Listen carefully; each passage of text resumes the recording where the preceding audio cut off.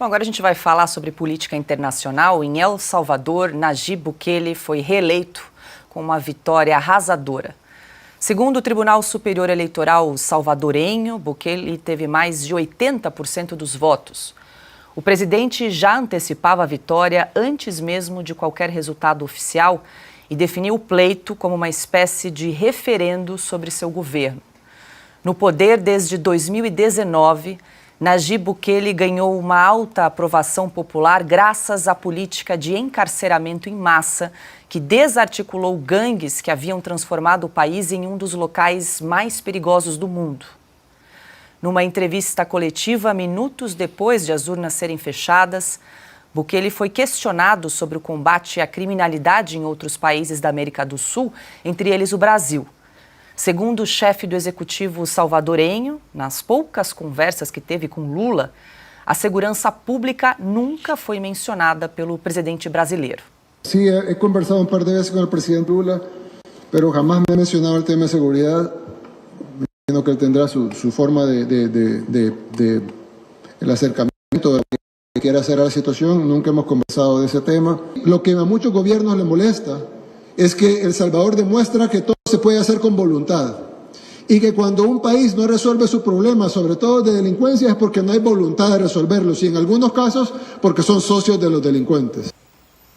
E aí, Piotr, quanta diferença, hein? Só para a gente lembrar, El Salvador, um país aí com um pouco mais de 6 milhões de habitantes, era, até pouco tempo atrás, aí, o país mais perigoso do mundo. Em 2018, chegou a ter uma taxa de homicídios, 52 mortes por 100 mil habitantes. Só por efeito de comparação, em 2021, o Brasil registrou 22,4 mortes por 100 mil habitantes e o Bukele conseguiu reverter esse quadro, se destacando nessa área tão sensível, né, para boa parte dos governantes da América Latina, que é a questão da segurança pública. Enquanto isso, a sensação de insegurança e a realidade, como a gente está vendo aí, aumenta no país, aqui no Brasil, mas acho que a frase do presidente reeleito em El Salvador é sintomática. Depois de comentar sobre as poucas conversas e o pouco que ouviu, ou quase nada ouviu sobre segurança pública de Lula, ele diz o seguinte, abre aspas,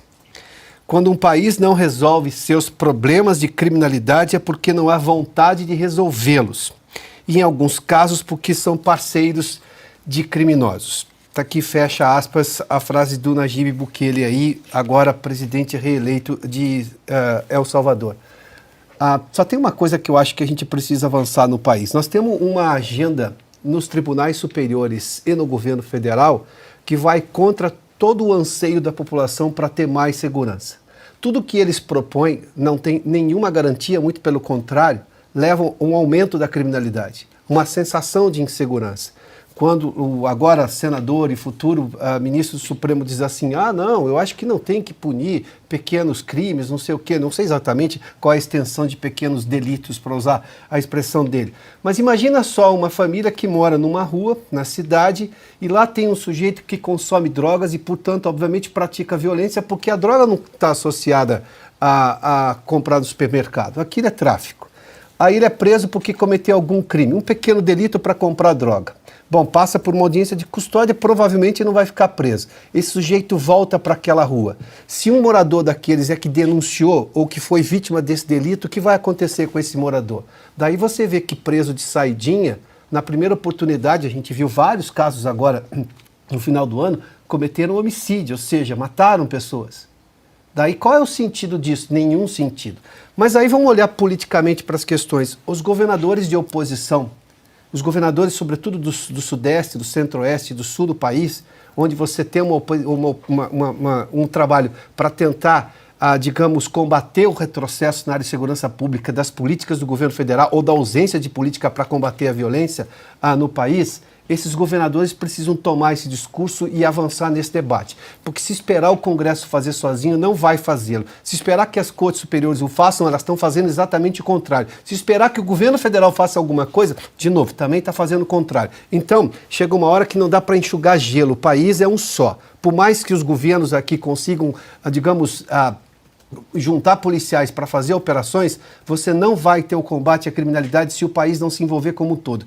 E essa agenda precisa ser tomada politicamente por esses governadores. Além da gestão competente que fazem para, de novo, também se blindar dos retrocessos que vêm do governo federal, do ponto de vista de economia, do ponto de vista de qualquer lógica de futuro do país, precisam tomar frente desse debate, porque não esperem que o governo federal faça no movimento certo. Corre o risco, sim, de fazer pelo movimento errado. Silvio, antes de te ouvir, só quero registrar que a Revista Oeste já publicou algumas reportagens sobre o Nayib Bukele. Uma delas foi do jornalista Dagomir Marques e outra mais recente do Gabriel de Arruda Castro, de outubro de 2023. Está aí El Salvador, tolerância zero com o crime organizado. E eu quero aproveitar rapidamente para trazer um registro dessa reportagem bastante interessante, porque traz uma informação nessa reportagem que El Salvador se tornou o país com a maior taxa de encarceramento do mundo. E aí o Gabriel diz o seguinte: grupos de defesa dos direitos humanos, como a Anistia Internacional, protestaram, mas Bukele não pareceu se incomodar. E aí vou trazer aspas do atual presidente El Salvador. Há rumores de que querem começar a se vingar das pessoas honradas. Façam isso e não haverá um momento de comida na prisão. Vamos ver quanto duram seus companheiros lá dentro. Juro por Deus que não comem um arroz. Vamos ver quanto tempo duram. E não me importa o que digam os organismos internacionais. Que venham a proteger a nossa gente e levem os bandidos. Se gostam tanto deles, fecha aspas aí para o presidente de El Salvador. Lembrando que essa reportagem está disponível no site da Revista Oeste, da nossa revista digital, é de outubro de 2023. Paula, a população aprova, esse que é o detalhe, porque ele teve uma votação estrondosa, seguirá à frente do país. A população quer segurança, sensação de segurança, de poder andar na rua. A população não gosta de crime. As famílias não querem ter medo de serem assaltadas, medo de que os seus filhos sejam embarcados no mundo do crime organizado. Então esse é o resultado.